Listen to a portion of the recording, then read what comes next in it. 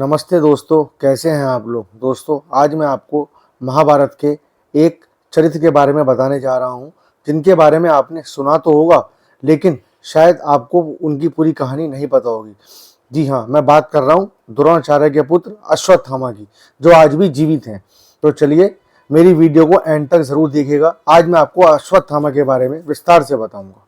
और अगर दोस्तों मेरी वीडियो आपको अच्छी लगे तो प्लीज़ उसे लाइक, शेयर और सब्सक्राइब जरूर करिएगा। अश्वत्थामा महाभारत काल में जन्मे थे। उनकी गिनती उस समय के श्रेष्ठ योद्धाओं में होती थी। वह गुरु द्रोणाचार्य के पुत्र वह कुरु वंश के राजगुरु कृपाचार्य के भांजे थे। द्रोणाचार्य ने ही कौरवों और पांडवों को शस्त्र विद्या में पारंगत बनाया था। महाभारत के युद्ध के समय गुरु द्रोण ने हस्तिनापुर राज्य के प्रति निष्ठा होने के कारण कौरवों का साथ देना उचित समझा। पिता पुत्र की जोड़ी ने महाभारत के युद्ध के दौरान पांडवों की सेना को छिन्न भिन्न कर दिया था। पांडव सेना को हतोत्साहित देख श्री कृष्ण ने द्रोणाचार्य का वध करने के लिए युधिष्ठिर से कूटनीति का सहारा लेने को कहा।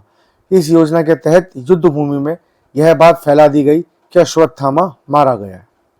जब द्रोणाचार्य ने धर्मराज युधिष्ठिर से अश्वत्थामा की मृत्यु की सत्यता जाननी चाहिए तो युधिष्ठिर ने जवाब दिया कि अश्वत्थामा मारा गया है, लेकिन मुझे पता नहीं कि वह नर था या हाथी।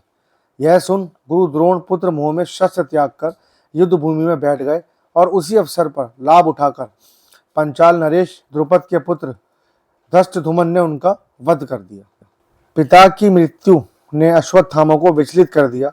महाभारत युद्ध के पश्चात अश्वत्थामा ने पिता की मृत्यु का प्रतिशोध लेने के लिए पांडवों पुत्र का वध कर दिया तथा पांडव वंश के समूल नाश के लिए उत्तरा के गर्भ में पल रहे अभिमन्यु पुत्र परीक्षित को मारने के लिए ब्रह्मास्त्र चलाया था। भगवान श्री कृष्ण ने परीक्षित की रक्षा कर दंड स्वरूप अश्वत्थामा के माथे पर लगी मणि निकालकर उन्हें तेजहीन कर दिया और युगों युगों तक भटकते रहने का श्राप दिया था। तब से आज तक अश्वत्थामा सिर्फ जंगलों जंगलों भटक रहे हैं और आज भी उनको कई जगह देखा गया है। अब मैं आपको एक ऐसे शिव मंदिर के बारे में बताने जा रहा हूं, जिसके बारे में कहा जाता है कि महाभारत के योद्धा अश्वत्थामा रोज शिवलिंग पर फूल चढ़ाने आते हैं। एक किले में स्थित तालाब में स्नान करके अश्वत्थामा शिव मंदिर में पूजा अर्चना करने जाते हैं। कुछ लोगों का कहना है कि वह उतावली नदी में स्नान करके पूजा के लिए यहाँ आते हैं। आश्चर्य की बात यह है कि पहाड़ की चोटी पर बने किले में स्थित यह तालाब बुरहानपुर की तपती गर्मी में भी कभी कभी सूखता नहीं है। तालाब के थोड़ा आगे गुप्तेश्वर महादेव का मंदिर है। मंदिर चारों तरफ खाइयों से घिरा हुआ है। किंवदंती के अनुसार इन खाइयों में से किसी एक में गुप्त रास्ता बना हुआ है, जो खांडव वन से होता हुआ सीधे इस मंदिर में निकलता है। इस रास्ते से होते हुए अश्वत्थामा मंदिर के अंदर आते हैं।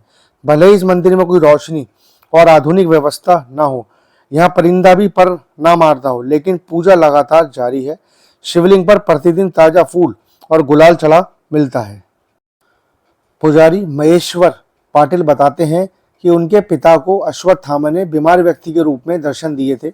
वह उनके हाथों से बना भोजन करने के बाद रात के समय अचानक गायब हो गए। आज भी यदि हम पूजा में लेट होते हैं तो यहाँ पर हमें पूजा हुई नजर आती है। मध्य प्रदेश के बुहारनपुर जिले के खदकोद में करीब 500 वर्ष पुराने प्राचीन गुप्तेश्वर मंदिर में आज भी अश्वत्थामा द्वारा शिवजी की पूजा अर्चना की जाती है। इस मंदिर से काफ़ी लोगों की आस्था जुड़ी हुई है।